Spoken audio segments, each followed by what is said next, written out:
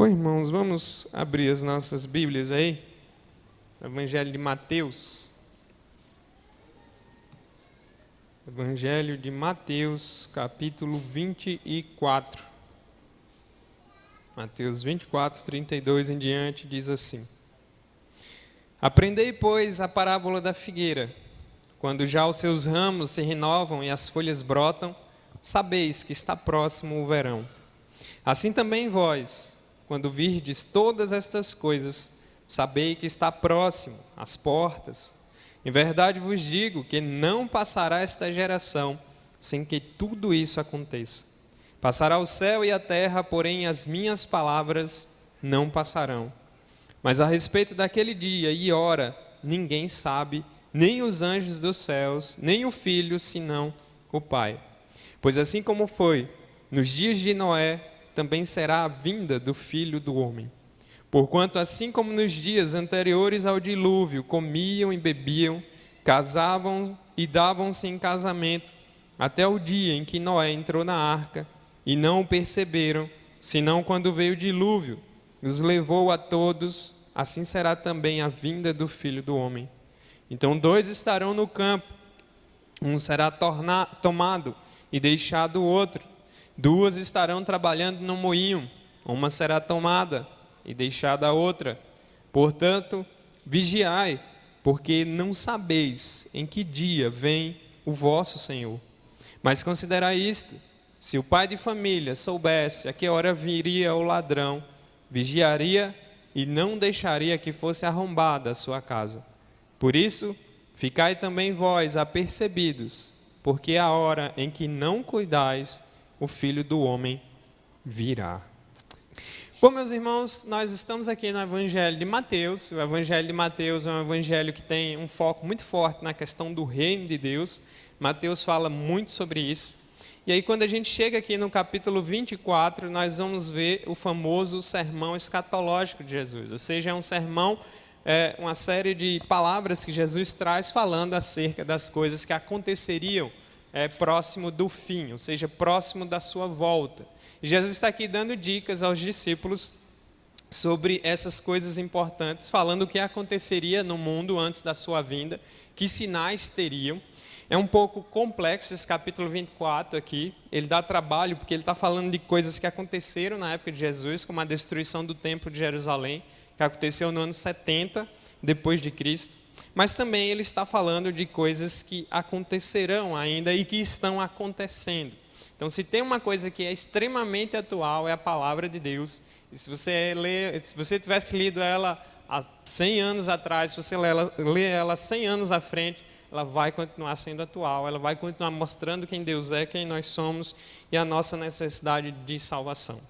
Então, quando a gente chega nessa passagem, no capítulo 24, Jesus fala do princípio das dores, coisas que aconteceriam, né? Guerras, rumores de guerras, fome, falsos mestres, enfim, uma série de coisas ruins. E Jesus faz questão de frisar, é apenas o princípio das dores. Então, esse mundo, ele caminha para o pior.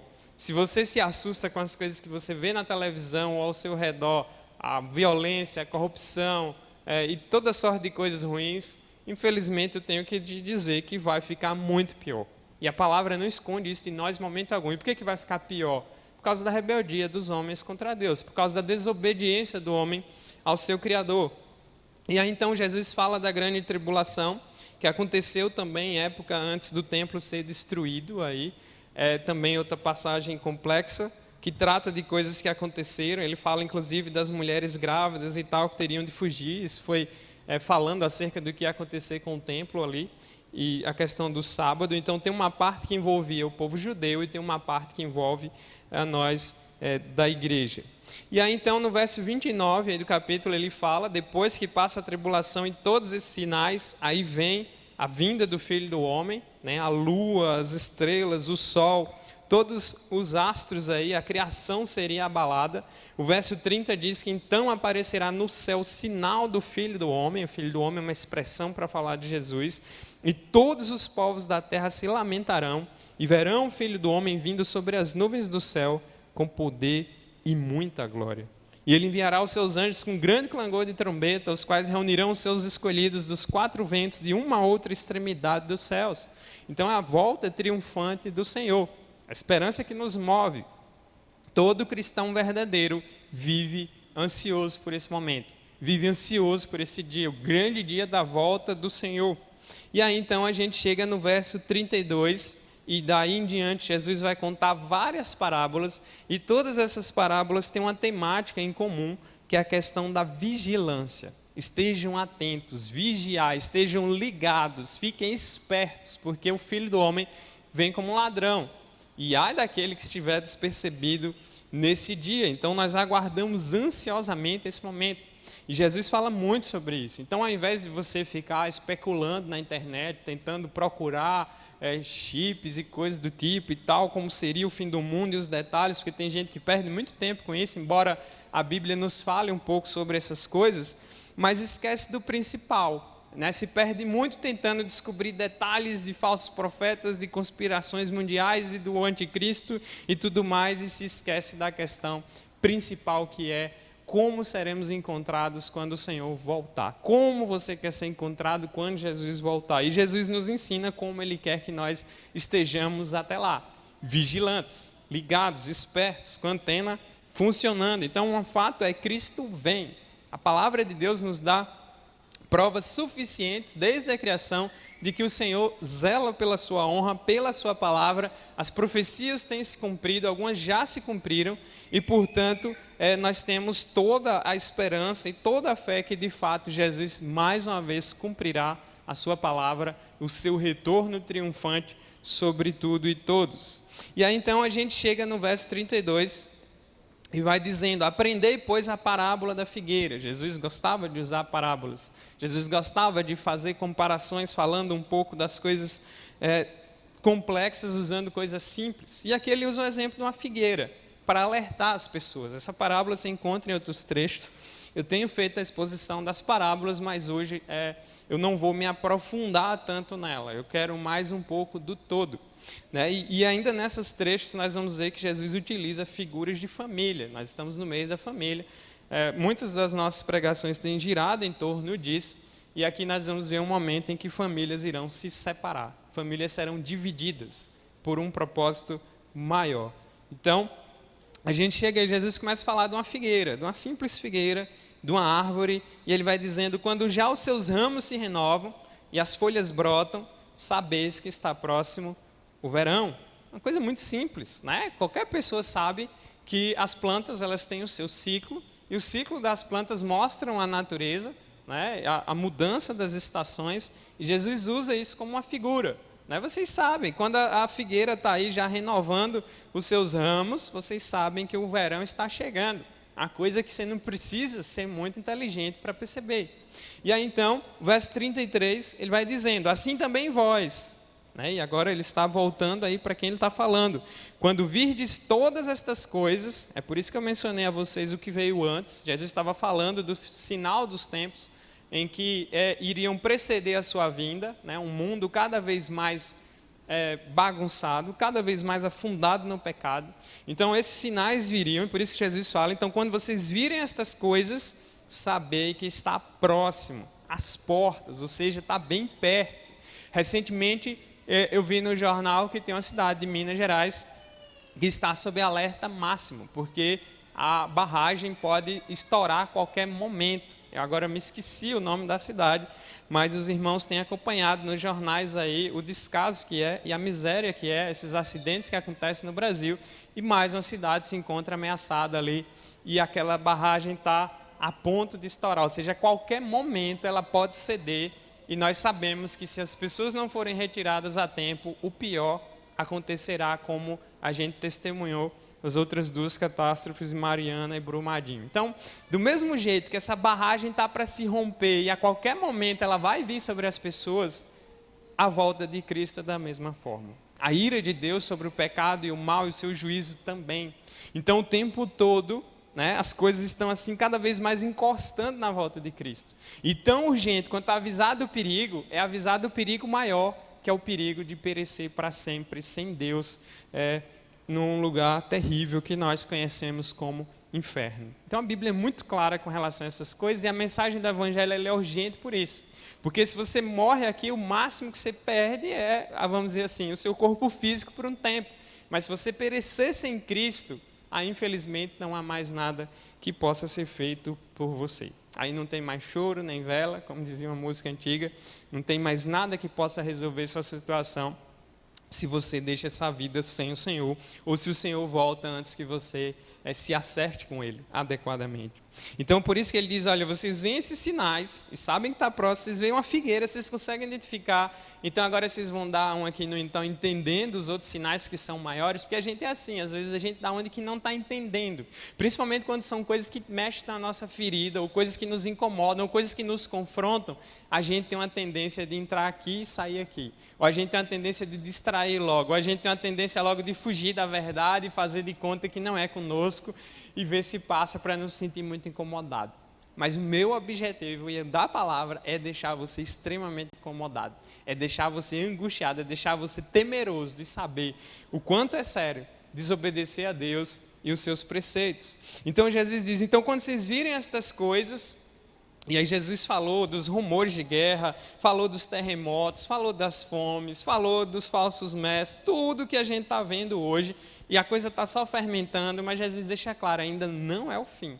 É o princípio das dores. É como uma mulher que está começando a sentir as dores para dar à luz, mas é necessário que essas coisas aconteçam antes que o Senhor volte. Então, Jesus vai dizendo aí, né, vocês vão saber que está próximo, e aí o verso 34 ele prossegue dizendo, em verdade vos digo, que não passará esta geração sem que tudo isso aconteça. E aqui nós estamos diante de um versículo extremamente difícil, e que até hoje nenhum estudioso da Bíblia conseguiu explicá-lo da maneira mais adequada. Mas o que todo mundo concorda é que Jesus não está falando que tudo isso aconteceria, né, na geração já dos discípulos, porque já passou, que era o início da coisa toda, os discípulos já morreram.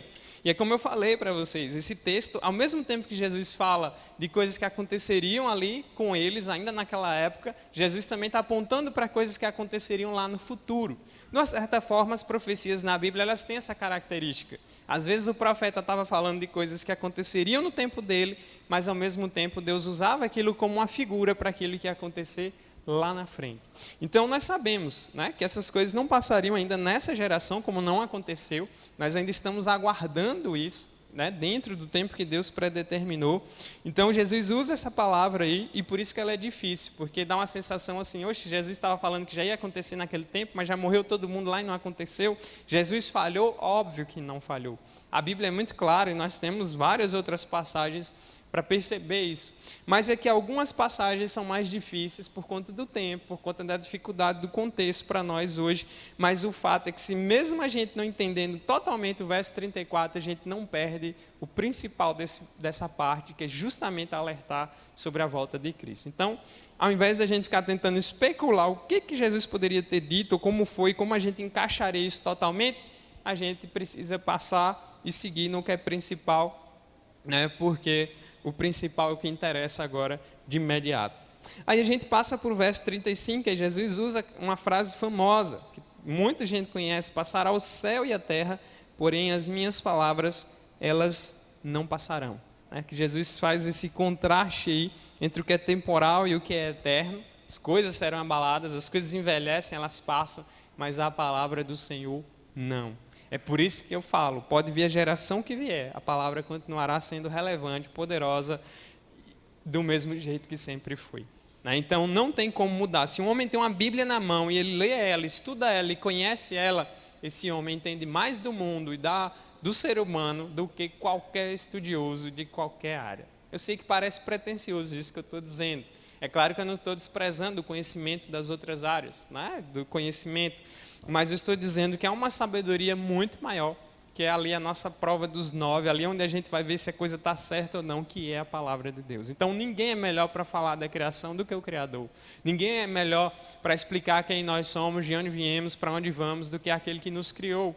E Deus é o autor da palavra, e quão sábias são as suas palavras. E ele vai dizendo, passará o céu e terra, porém minhas palavras não passarão, não serão mudadas. Muitas coisas vão acontecer aí no meio dessa história. muita água vai rolar debaixo da ponte, né? Muitos acontecimentos virão até a volta do Senhor, mas minha palavra ela não vai passar. E as profecias que já se cumpriram, e a gente pode até estudá-las na Bíblia, estamos aguardando o cumprimento das próximas e vendo o cumprimento de muitas que Jesus já havia dito há muito tempo. Então, nós devemos manter os olhos no céu e os corações preparados. Nós devemos viver aqui, fazendo todas as nossas atividades, mas a nossa mente, os nossos valores, o nosso coração tem que estar na eternidade, nas coisas de Deus. E isso é muito sério. E aí, então, a gente, cada dia que passa, a volta de Cristo se aproxima. E aí a gente chega no verso 36. E aí Jesus dá uma dica muito importante. Mas a respeito daquele dia e hora, ninguém sabe, nem os anjos do céu, nem o Filho, senão o Pai. Então tome cuidado. Se você vir por aí, qualquer pessoa dizendo que Jesus vai voltar tal dia, tal ano, essa pessoa, ou ela é ignorante, no sentido de não conhecer a palavra, ou é uma pessoa mal intencionada, ou em outras palavras, mentirosa. Ninguém sabe.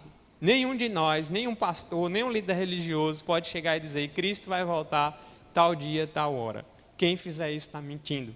Várias seitas já fizeram isso. Por exemplo, só os Testemunhas de Jeová, no decorrer da sua fundação até hoje, se bem que eles pararam um pouco mais com isso, principalmente no século XIX, que é onde vai surgir a maioria desses grupos religiosos aí, como os Testemunhas de Jeová, marcaram a volta de Cristo várias vezes. E, obviamente, falharam. Por quê? Por passar por cima daquilo que o Senhor Jesus já havia dito. Então, são os falsos profetas, são os falsos mestres, que tentam, de alguma forma, deturpar a palavra e não dá certo. Então, não adianta.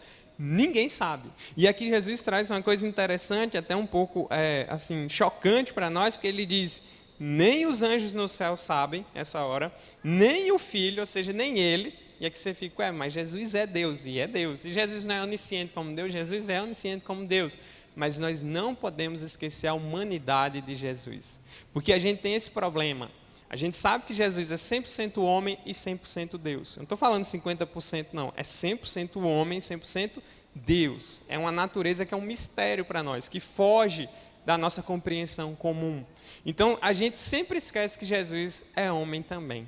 A gente sempre esquece que o Verbo se fez carne, a gente esquece que Jesus sofreu, a gente esquece que Jesus teve fome, a gente esquece que Jesus ia no banheiro, a gente esquece que Jesus tomava banho, a gente esquece que Jesus sentiu dor, a gente esquece que Jesus sentiu solidão, a gente esquece da sua parte humana, porque a gente tem sempre esse problema de às vezes querer dividir demais a natureza divina da humana de Jesus. Não podemos fazer isso. Então, quando Jesus afirma aqui que nem ele sabia, ele está enfatizando bem a sua própria humanidade.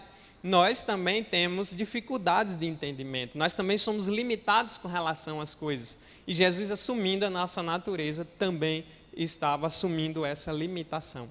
Eu sei que isso é muito profundo e complexo. Jesus não deixou de ser Deus, não deixou de ser aquele que estava desde a criação do mundo, mas ele, por sua vontade, encarnou, assumiu a nossa natureza, com todas as dificuldades. Ele só não pecou, Jesus não tinha pecado. A única diferença dele, no sentido de sua natureza para nós, é essa: Jesus nunca pecou. Então ele foi um homem perfeito, e ele tinha que ser um homem perfeito para cumprir a missão que ele veio fazer.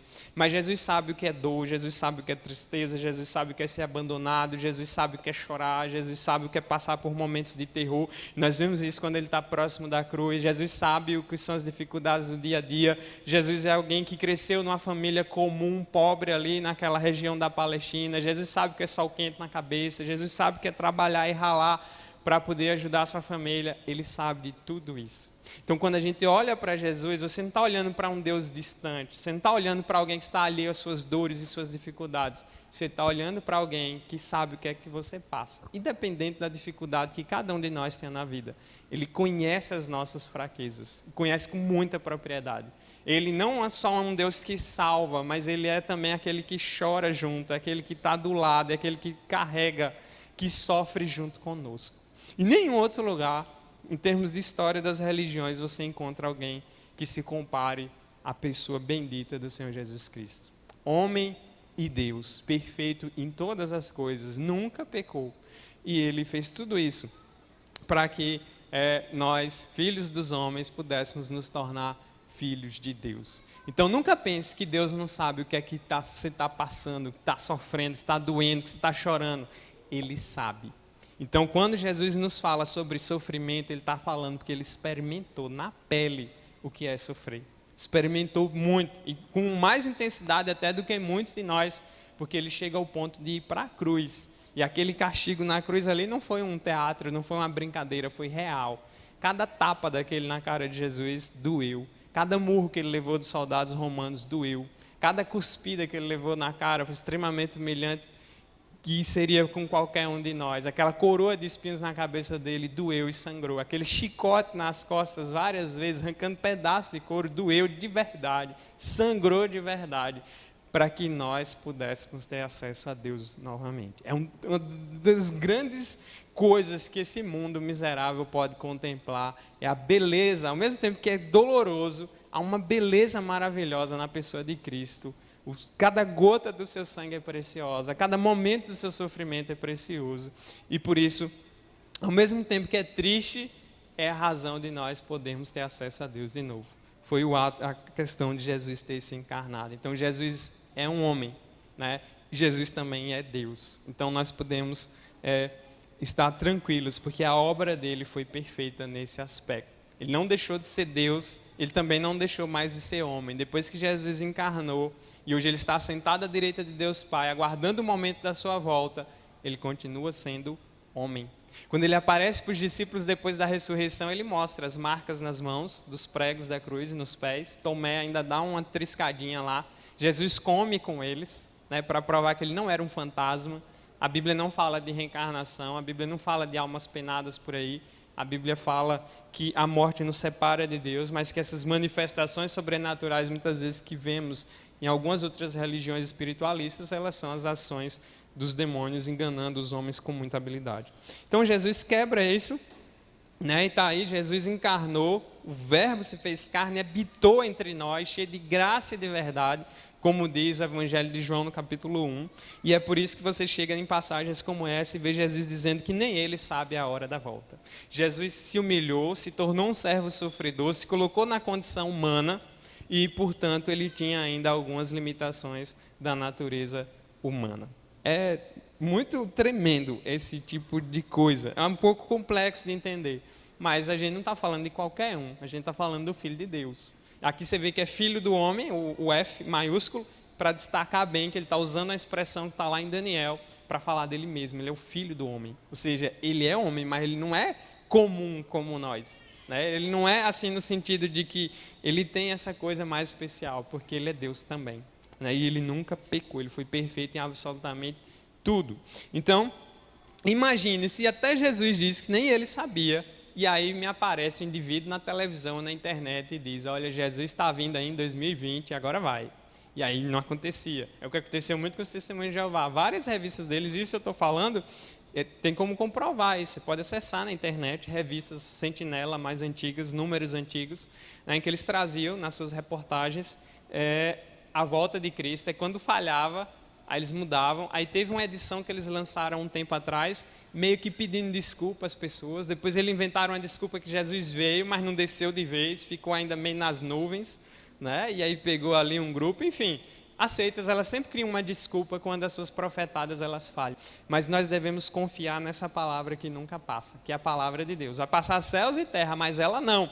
Então é melhor acreditar no que o próprio Jesus falou do que no que muitos aí têm feito de maneira equivocada. Aí Jesus prossegue no verso 37, né? E ele está dizendo que ninguém sabe nem o dia e nem a hora.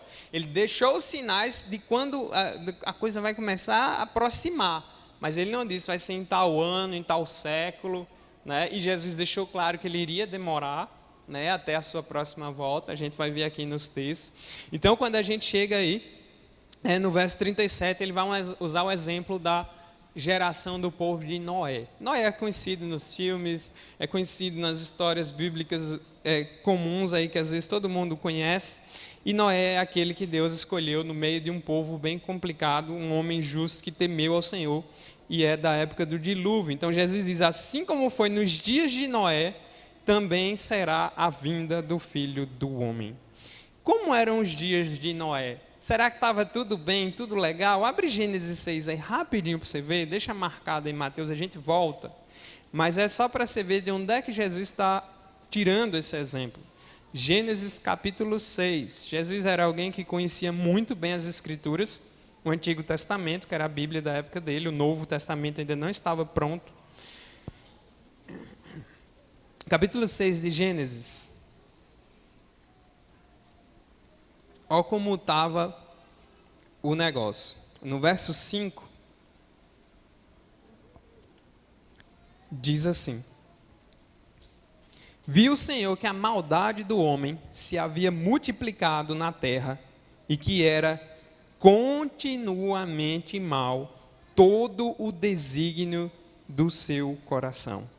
Então se arrependeu o Senhor de ter feito o homem na terra. E aqui não é se arrepender como nós não, tá? Aqui é uma palavra usada só para a gente entender melhor. Mas Deus não se arrepende no sentido, nossa, errei. Não, Deus estava irado com o pecado dos homens.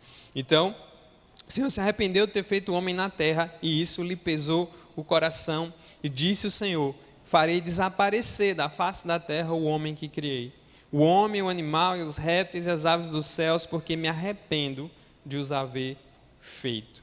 Porém Noé achou graça diante do Senhor. E eis a história de Noé. Noé era homem justo. Noé é o primeiro homem na Bíblia a ser chamado de justo. Justo e íntegro entre os seus contemporâneos, Noé andava com Deus. Perceba que tem uma diferença entre Noé e os seus contemporâneos. Perceba que Jesus usa o exemplo dessa geração. Uma geração que Deus olhou e viu a maldade do homem se multiplicando e viu que era continuamente maus os desígnios do coração. Não tem nenhuma diferença do nosso tempo. E qualquer época que você estudar a história da humanidade, história é uma disciplina linda, você vai perceber a miséria do homem tentando ser feliz sem Deus. Você vai perceber o homem fracassando. Você vai perceber o homem pegando o que é bom e transformando no que é mal. Você vai perceber o coração do homem cada vez mais voltado à maldade, à corrupção, à violência, a tudo de ruim que não presta. E quando eu falo coração dos homens, eu estou incluindo todos nós. Todos nós fazemos parte da humanidade. Porque é muito comum vermos as pessoas falarem: nossa, olha como esse mundo está, olha como a sociedade é, olha como os homens são. Sempre, né? Assim, na terceira pessoa, se excluindo, como se você fosse de outro planeta, ou se você fizesse parte de outra raça. E Jesus disse que a maldade que a gente vê no mundo vem do coração do homem, vem do nosso coração. Então a mentira, enfim, a corrupção, a violência, a morte, tudo vem do coração do homem, ou seja, do nosso coração. Todos nós somos pecadores. Noé foi achado justo, não é porque Noé era perfeito entre todos, é porque a graça de Deus estava sobre ele. Porque senão possa ter certeza que Noé tinha sobrado também. E Deus está sendo justo em fazer o que fez, porque Ele está vendo a sua criação, né, principalmente os seres humanos, criados à imagem e semelhança dele, se rebelando contra ele nos piores graus possíveis. Então, assim, quando você imagina a geração de Noé, que é bem parecida com a nossa, é terrível. Né? A miséria era grande em termos de maldade, de prostituição, de falta de temor a Deus, de paganismo, de sacrifícios a outros deuses e rituais malignos, tudo aquilo que Deus abomina. E aí quando a gente vê também 2 Pedro, na segunda carta de Pedro, Pedro também menciona Noé. Segunda epístola de Pedro, no capítulo 2, verso 5 diz assim: que Deus não poupou o mundo antigo, mas preservou a Noé, e ele vai acrescentar aqui que Noé era um pregador da justiça, e mais 7 pessoas quando fez vir o dilúvio sobre o mundo de ímpios. Sabe o que é ímpio? São pessoas rebeldes contra Deus. A palavra ímpio na Bíblia é o pecador no seu grau talvez o pior, ou seja, afundado na rebeldia contra Deus. Eu não quero conta com Deus. E esse é o tipo de geração que Jesus disse que vai ser encontrada quando Ele vier. A geração perversa. Agora volta em Mateus, Mateus 24. E aí Jesus vai dizendo: pois assim como foi nos dias de Noé, também será a vinda do Filho do Homem. Jesus nunca disse que o mundo vai estar bonitinho, vai estar tudo legal, vai estar uma beleza. Não vai. Tanto que nos outros versos que a gente não leu ainda fala que o amor se esfriaria e um monte de coisa ruim aconteceria. Porque a rebeldia dos homens. Quando a gente lê Apocalipse, a gente também vai vendo o homem aprofundando no pecado. A ira de Deus sobre o homem, em vez de se render a Deus, ele faz blasfemar contra Deus e negar a Deus com o mais profundo do seu ser. Ou seja, se não é a graça de Deus no coração do homem, não há arrependimento. Porque às vezes a gente pensa, não, mas se Deus mandar um castigo bravo, aí o povo vai se voltar para Deus. A Bíblia diz que não, em alguns momentos Deus vai mandar o castigo e o homem vai se fechar com mais raiva ainda e com mais revolta contra o seu Criador. O negócio é pesado. Então, o arrependimento no coração é algo que só Deus pode produzir. Porque se não fosse a graça de Deus, pode apostar, não tinha mais nenhuma igreja, não tinha mais nada, nenhum homem se voltaria para nada de Deus, porque a tendência é corrupta do nosso coração. Por isso que muitas vezes a gente tem muita dificuldade de vir à igreja. Às vezes a pessoa cria várias barreiras e várias desculpas, né? E inventa um monte de coisa. Mas se for para uma outra coisa, né? Vamos ali no bar, aí não tem barreira. O cabo chega, vai com gosto de gás. Porque é igual urubu na carniça. Você bota o filé mignon aqui para o urubu, mas ele vai querer a carniça lá, porque é a natureza dele. E assim é o homem caído. Ele age de acordo com a sua natureza. E a sua natureza, a Bíblia diz que é corrupta. Então, assim estarão os dias de Jesus. Ele continua explicando o verso 38. Porquanto, assim como nos dias anteriores ao dilúvio, comiam e bebiam, casavam, davam-se em casamento, até o dia que Noé entrou na arca. Então, todo mundo vivendo normal, né? Comia, bebia, são coisas normais. Aqui não está dizendo comer, beber e casar é pecado, não. Está todo mundo vivendo normalmente, está todo mundo tranquilo, seguindo a sua rotina, levantando para ir para o trabalho, ou procurando trabalho quem não tem, ou fazendo alguma coisa, acorda, dorme, vai para a escola, vai para a faculdade, tenta correr atrás de um sonho aqui e ali, geralmente os sonhos gerais, né? Casa própria, carro e ter isso e tal, aquele sonho bem mais ou menos que é colocado na cabeça de todo mundo, e cada vez mais o materialismo tomando conta, e cada vez mais a frieza espiritual tomando conta, e assim o homem vai seguindo, cada vez mais tentando viver sem Deus. Uma coisa que eu tenho percebido em filmes e séries mais modernos é que você já tem várias histórias e aventuras em que você não vê nessas histórias e aventuras a menção de Deus. Em filmes mais antigos, a gente, mesmo que não fossem filmes cristãos, mas você ainda vê pessoas pensando em Deus de alguma forma, ou clamando a Deus de alguma forma numa situação de perigo, até indo numa igreja. Mas os filmes mais novos, tem filmes que não aparece nenhuma noção de Deus em nenhuma parte. Eu achei isso muito interessante, isso mostra um retrato da nossa época. Uma geração que pensa que pode viver tranquilamente sem Deus. É óbvio que isso é uma ilusão. O homem ele pode criar a ilusão na cabeça dele de que não há um Deus, ele pode se rebelar e viver sua vida comum, mas isso não vai fazer com que Deus deixe de existir. E aí tem aquele exemplo que todos nós conhecemos aqui, muito utilizado, né? Ainda que todos os homens se tornassem cegos, o sol continuaria brilhando da mesma forma. Ainda que todos se tornassem ateus, Deus ia continuar sendo Deus da mesma forma. Porque Deus não depende de nós para existir. Deus não depende do que eu penso, do que eu acho, da minha religião. Deus é autoexistente. Ele é quem deu vida a todos. E embora estejam rebeldes contra Ele, Deus continua sendo Deus, glorioso, soberano, como só Ele pode ser. Então, é o Deus das Escrituras, é assim. E está todo mundo vivendo a vida normal, sem Deus, sem preocupação. Vai na igreja quando dá certo, se der certo. Igreja é um mero apetrecho, Deus é um mero apetrecho. Eu só lembro de Deus na hora do sofrimento, só lembro de Deus quando eu quero passar num concurso, ou quando eu quero passar no vestibular, depois que eu consigo, tchau Deus. Né? Eu só lembro de Deus na hora do aperto. É mais ou menos isso que a nossa geração vai vivendo. Então o Brasil é um país que ainda tem liberdade de culto, mas infelizmente nós vemos a frieza espiritual dominando. Um povo extremamente religioso, mas é um povo extremamente hipócrita, um povo extremamente idólatra, um povo extremamente corrupto. Né? Recentemente, aquele acidente que teve aí na Barra, muitos de vocês sabem, roubaram a carga do caminhão todo, a ponto de pessoas irem lá com o carro para pegar a carga. Então, é um retrato da nossa nação, extremamente doente, extremamente religiosa.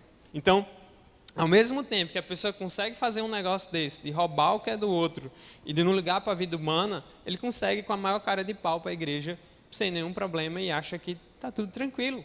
Esse é o homem sem Deus, iludido, perdido, frio, indo para o inferno, mas achando que está tudo bem. E isso vai piorando. E Jesus está dizendo, olha, eles viviam normal na época de Noé. Hoje também, vai todo mundo vivendo suas vidas, seguindo sua rota. Mas até o dia, e aí aqui tem uma mudança, aí chegou o dia em que Noé entrou na arca. E nós sabemos a história da arca de Noé. Quando Noé entrou na arca e foi fechada, e quem fechou a porta não foi Noé, foi Deus. Quem determinou o dilúvio não foi Noé, foi Deus. Apenas se completaram os dias, aí o bicho pegou.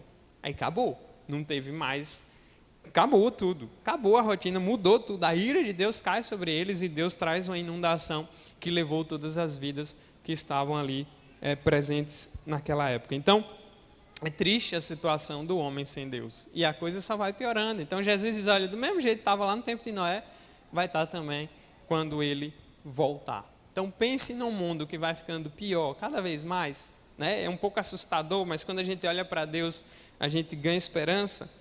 Então, o verso 39 vai dizendo, e aqui vem uma dica antes de eu seguir para o 39, nós devemos viver sempre nessa esperança da volta de Cristo, viver à luz da volta de Cristo, nunca esqueça disso.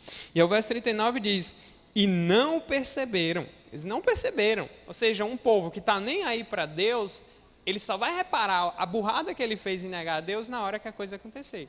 Ou seja, eu não estou nem aí para Deus, eu estou vivendo, eu estou fazendo de conta que Deus nem está vivendo, nem existe, mas vai chegar a hora que você vai encontrar Deus. Não tem como correr. Todos nós aqui vamos estar diante de Deus um dia. Então, não tem como fugir de Deus. Você pode tentar, tente à vontade, mas sim não é possível. Então, eles não perceberam, senão, quando veio o dilúvio, os levou a todos. Assim será também a vinda do Filho do homem. Vai ser assim também a volta de Cristo. Você vai estar lá de boas, de repente, Jesus está aí. E todo olho verá. Não vai precisar da TV, não vai precisar da internet, todo olho verá. Todos irão contemplar a glória do Filho de Deus, que irá retornar. Com poder e glória. Ele não volta mais como sofredor, machucado, numa cruz.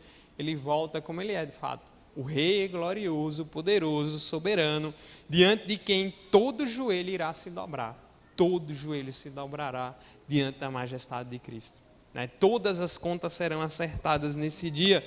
Então, é tremendo isso. E Jesus está dando esse alerta. E assim vai ser também a vinda do Filho do Homem. E aí no verso 40 ele traz uns trechos também interessantes. Ele vai dizendo, então 2 estarão no campo, um será tomado e deixado o outro. 2 estarão trabalhando no moinho, uma será tomada e deixada a outra. Ou seja, aqui vai dividir a humanidade. E como eu falei, famílias também se dividirão.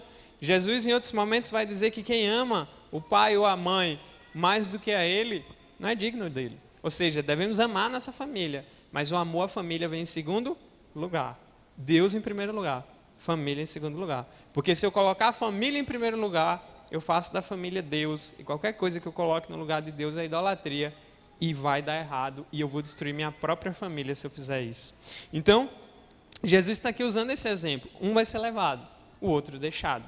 Vai dividir a humanidade. Deus vai separar o rebanho, aí vai tirar o joio do meio do trigo.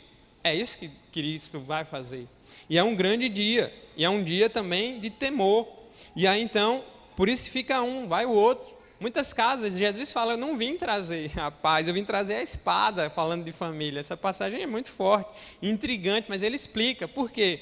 Muitas vezes na casa vai ter o marido que é cristão, a esposa que não é. A esposa que é cristã, o marido que não é, os filhos que não são. Vai dividir. As famílias hoje estão juntas até o momento da morte, até a volta de Cristo. Mas quando Cristo voltar, ele vem para buscar os dele. E aí ele não vai estar preocupado se é da família A, B, C, porque agora ele está juntando o seu povo. Né? Aqueles que habitarão com ele para sempre. E aqui é muito interessante. Então ninguém vai para o céu de carona. Você não vai para o céu porque você é casado com um crente ou porque você é filho de crente. Se você não tiver Cristo, você vai ser separado para sempre daqueles que você ama. Né? E de uma maneira muito triste. Então é importante pensar, muitas pessoas ficarão talvez até sozinhas. Porque a gente tem um vínculo familiar muito forte, mas esse vínculo ainda é mais fraco em comparação com um vínculo maior que é com Deus, que é muito maior, que é eterno. Então um vai sendo levado, estão ali 2 trabalhando, um tomado o outro deixado. É claro que assim, acredito que quando vocês leem essa passagem, vocês lembram logo daquelas figuras de arrebatamento, que o povo some, a roupa fica, enfim. Não é bem daquele jeito não, tá? Assim, aqui a figura aqui que Jesus está trazendo é mais com relação à separação mesmo das pessoas, o que é cristão do que não é cristão no dia final. Então, a gente precisa separar um pouco da imaginação dos filmes. E aí então, o verso 42, Jesus dá um alerta. Portanto, vigiai, porque não sabeis em que dia vem o vosso Senhor. Vigiem, fiquem alertas, porque vocês não sabem. E quando Jesus voltar, vai ser tarde demais para muita gente. Tarde demais. Não vai ter segunda chance quando Jesus voltar. Não vai ter como você dizer, agora eu acredito. Não vai ter isso. Quando Jesus voltar, quando você contemplar no céu, porque não vai precisar ninguém te mostrar, todos verão, vai ser o dia em que, se você estava com Ele, vai ser um dia de grande alegria. Mas se você não servia, vai ser um dia de grande temor e de grande tristeza. A Bíblia fala que alguns vão querer se esconder, sumir, morrer inclusive, mas não tem como fugir. Então, quando Jesus retornar, vai ser tarde demais para muita gente. É um momento agora para você repensar a sua vida e suas prioridades. Quais são suas prioridades? Como é que está a sua vida mesmo? Se Jesus voltar agora mesmo, é a pergunta que não quer calar. Como é que você vai, que desculpa você imagina que você poderá dar diante do Senhor? Não tem como dar desculpa nenhuma, porque Ele conhece o mais profundo dos nossos corações. Nesse dia aqui, todas as máscaras vão cair, toda a verdade virá à tona. Deus revelará o mais profundo do seu coração. É um dia de alegria, mas é um dia de temor, e não tem segunda chance. Se você ler, por exemplo, aí você está vendo aí no verso 41, né, a separação das pessoas, e aí a gente lendo o verso 51 aí de 24, que a gente não leu, aqui depois da parábola do servo bom e mau, Jesus diz assim, aquele que desobedecê-lo, e castigá-lo-á, lançando-lhe a sorte com os hipócritas, e ali haverá choro e ranger de dentes. É uma das expressões que Jesus usa para falar do castigo eterno, é um lugar de choro e ranger de dentes. Ou seja, não tem alegria lá, não tem tranquilidade lá, não tem mais esperança, não tem mais amor, não tem mais a graça de Deus. Acabou. Não vai ter mais ninguém pregando lá. Acabou. Lá é o final, é o lixo das almas, vamos dizer assim, porque a expressão inferno no Novo Testamento é muito ligada a um lixão que havia em Israel, né, que pegava fogo direto. Jesus usa essa figura do fogo e do ranger de dentro, mas é para expressar uma coisa que é muito pior. É terrível o destino de uma pessoa sem Cristo. No capítulo 25 ainda, que a gente não leu, mas nos versos 11 e 13, também no final de outra parábola, perceba que todas as parábolas que Jesus vai contar aí, está tratando desse tema. O verso 11 ele diz assim, aqui é falando sobre as virgens nércias, vão ter aquelas que estariam despreparadas na hora que o noivo chegasse. E Jesus usando uma parábola para falar da volta dele. E com aquelas que estivessem despreparadas, olha o que vai acontecer, verso 11. Mais tarde chegaram as virgens nécias, clamando, Senhor, Senhor, abre-nos a porta. Mas ele respondeu, em verdade vos digo que não vos conheço. Vigiai, pois, porque não sabeis nem o dia e nem a hora. E em outra passagem a gente vê que Jesus vai dizer, apartai-vos de mim, malditos, pois nunca vos conheci.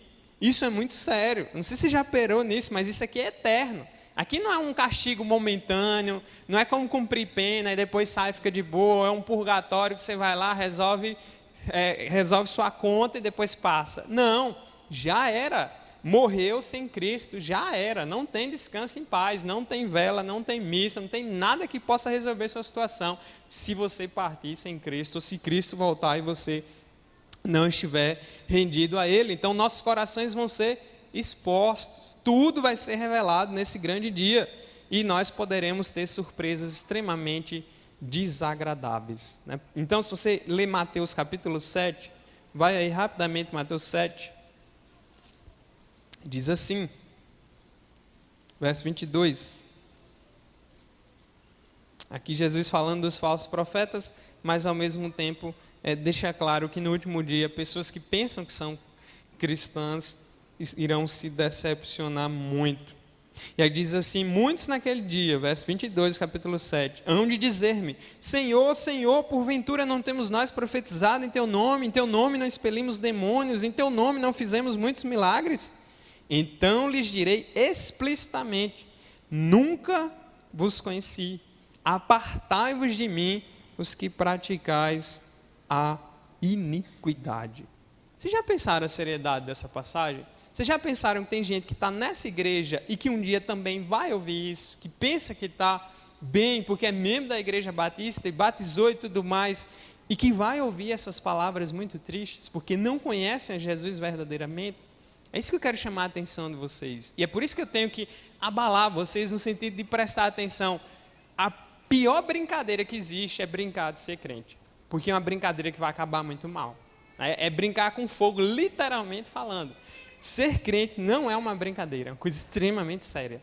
É algo assim que a gente tem que clamar a Deus por misericórdia constantemente, porque muitas pessoas, e isso não é só por força de expressão, não, é verdade. Muitas pessoas estão sentadas aí nesses bancos, talvez pessoas que já sentaram nesse mesmo lugar que vocês estão, que já partiram daqui, não estão com o Senhor, mas estão em tormento eterno. Ouviram aqui várias vezes, foram alertadas aqui várias vezes. Muitas pessoas, talvez pessoas que foram batizadas aqui, né? E, enfim, Deus é quem sabe. Mas a Bíblia é muito clara que haverão aqueles que estarão sem o Senhor e que serão pegos com as calças na mão, como a gente usa essa expressão. É de surpresa. E Jesus vem, não vem assim, ao mesmo tempo que não sabemos o dia, a hora, é como um ladrão, a expressão que a Bíblia usa. Então é de súbito, não vai dar tempo você... Jesus está chegando, eu estou vendo um brilho ali, agora vem. Igual eu vi na internet um vídeo, né, de um local que teve lá um brilho no céu, e o povo já estava pensando que era Jesus, e a menina começa a pedir perdão pelos pecados. Não vai funcionar, vou dizer logo para você. Ou você é fiel a Ele, aqui, e o mais urgente possível, ou então isso não vai acontecer na volta do Senhor. É muito sério. Isso você pode ter surpresa desagradável. O caminho é extremamente estreito. Então, voltando lá em Mateus 24, aí Jesus no verso 43 usa mais um exemplo. Mas considerai isto: se o pai de família soubesse a que hora viria o ladrão, vigiaria e não deixaria que fosse arrombada a sua casa. É claro, se soubesse, né? E aqui Jesus está usando essa expressão para dizer o quê? A gente tem que estar ligado, porque esse dia é como um ladrão vindo, na surdina, é súbito o negócio, né? Como eu falei, não vai dar tempo. E aí Jesus usa essa expressão: pense, se o pai de família, se você soubesse que o ladrão ia entrar na sua casa, você ia ligar para a polícia, ou você ia se armar, enfim, você ia fazer alguma coisa para impedir. Qualquer pessoa em sã consciência, obviamente, sabendo que um ladrão viria na sua casa, ele ia estar lá esperando. Imagina o ladrão: eu estou indo lá na sua casa, manda mensagem para você no celular, mais ou menos meia-noite e pouco aí, eu estou chegando. Né? Fora da realidade. Vai vir de supetão. Aquele momento assim que você acha que está tranquilo, agora eu estou relax, acho que eu estou bem, agora eu consegui, realizei meus sonhos, passei no curso que eu queria, estou com a casa linda, tenho tudo, mas não tenho Cristo, e aí foi tudo para o saco. Já era. Né? Do que adianta o homem ganhar o mundo inteiro e perder a própria alma? Então, pensem na seriedade dessas coisas. E aí o verso 44 ele diz: por isso, ficai também vós apercebidos, ligados, porque a hora em que não cuidais, o Filho do Homem virá. Deus não brinca com a sua palavra, né? De fato, e Jesus deixou claro para nós que ele ia demorar. Jesus não disse que ia ser rápido isso. Ia acontecer várias coisas. Aí no capítulo 25, por exemplo, no verso 19, que a gente não leu, mas ele diz assim, né? Lá quando ele está usando o exemplo: depois de muito tempo, voltou o Senhor daqueles servos e ajustou as contas com eles. Depois de muito tempo, vai dar tempo a acontecer as tribulações, o princípio das dores, todos os sinais que Jesus falou lá. E aí a gente já tem mais de 2000 anos. Então você diz: mas Jesus demora. Jesus não demora, e Pedro na sua carta fala sobre isso. E aí também em Mateus 24, no verso 36, aliás não, o verso 36 nós já lemos, mas no 25, verso 5, Jesus ainda fala assim também: e tardando o noivo, ou seja, o noivo demorou, foram todas tomadas de sono e adormeceram. Cuidado para você não adormecer também. né? Cuidado para você não ser pego desprevenido, porque Deus não está brincando com as coisas dele, e a ideia é que estejamos preparados. E a pergunta é: você está preparado? Se Jesus toca agora, como é a sua situação diante dele? A ideia de você ouvir o Evangelho é justamente para que você se arrependa dos seus pecados e creia nele, para que você entregue a sua vida a ele. É agora, não é para o dia, porque não vai ser possível isso acontecer.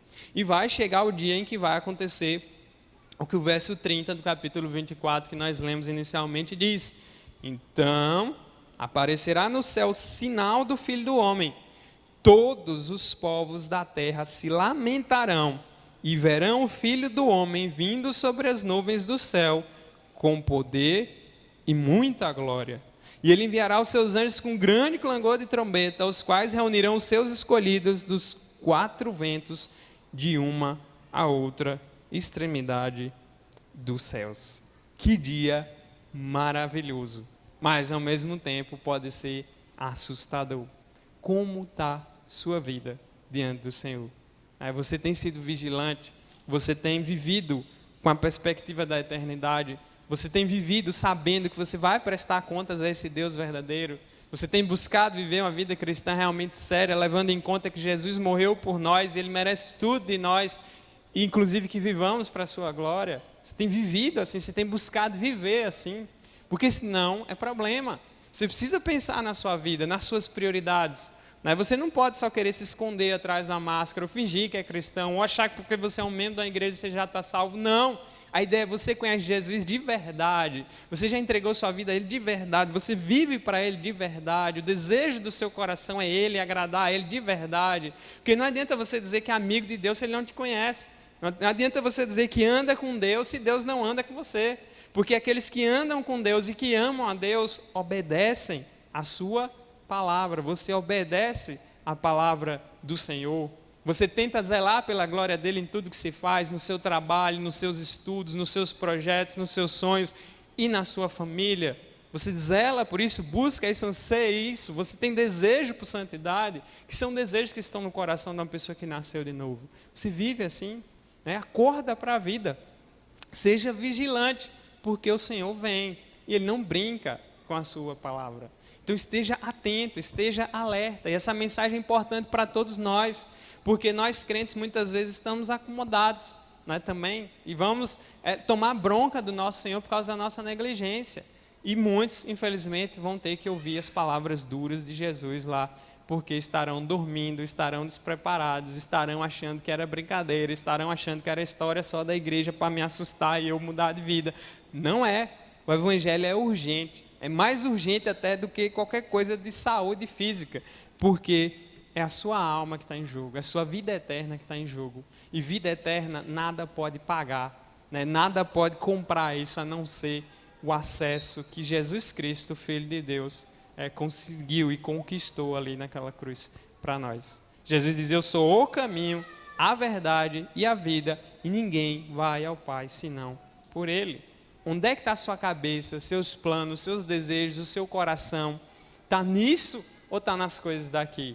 Ou está simplesmente no que você vai fazer depois daqui, ou na semana depois daqui, ou alguma outra coisa que você esteja planejando, que você nem sabe se vai dar certo, porque depende da vontade de Deus? Onde está seu coração? Onde está seu desejo? Onde está a sua vida? O que vai acontecer com você nesse dia final? Porque seremos separados. Talvez várias famílias vão se fragmentar, porque infelizmente uns vão com o Senhor, outros não. E a ideia é que a gente clame a Deus para que o máximo das pessoas da nossa família, a gente possa estar todo mundo reunido lá também. Mas isso pode não acontecer, justamente por isso. Porque uns crerão, outros não. Uns obedecerão, outros não. Outros estarão vigilantes, outros não. Nós devemos clamar. E o Senhor disse que ia demorar. Ele não estava brincando com as suas promessas. Ele vai chegar no tempo certo. Pode ser daqui a uma semana, pode ser daqui a um mês, pode ser daqui a 100 anos. Não interessa. O que interessa é que os crentes verdadeiros, independente do tempo, serão encontrados vigilantes, serão encontrados temerosos, serão encontrados agarrados à promessa bendita do Senhor e Salvador. Então pense na sua vida. É uma mensagem urgente. Talvez você diga: mas isso é o óbvio, eu já ouvi isso várias vezes, às vezes eu vou na igreja, pois eu não vou cansar de te dizer isso até o dia em que Deus seja misericordioso com você e te faça entender, porque o Evangelho de Cristo vem para nos livrar de sermos pegos de surpresa, de sermos alvos da ira de Deus, de perecermos para sempre num lugar onde só há choro e ranger de dentes. Então, está aí diante de você, e que Deus tenha misericórdia de você, te faça entender essa palavra e te faça correr para Cristo, porque Cristo é tudo. Ele é o Salvador e Ele voltará, e será um dia de muita alegria, de júbilo, será o fim das dores e das lágrimas de muitos, e talvez o início da de muitos também. Em que grupo você deseja estar? Então renda-se aos pés do Senhor, reconheça que você é um pecador e corra para Cristo antes que Ele retorne.